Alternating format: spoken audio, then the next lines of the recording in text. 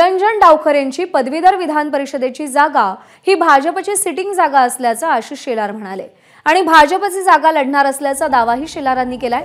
महाराष्ट्र नवनिर्माण सेनेला आमच्या शुभेच्छा असल्याचंही शेलार म्हणाले। सध्या कोकण पदवीधर मतदारसंघातून निरंजन डावखरे आमदार आहेत। मनसेचे अभिजित पानसे या जागेवरती इच्छुक आहेत। भारतीय जनता पक्षाची ही सिटिंग जागा आहे।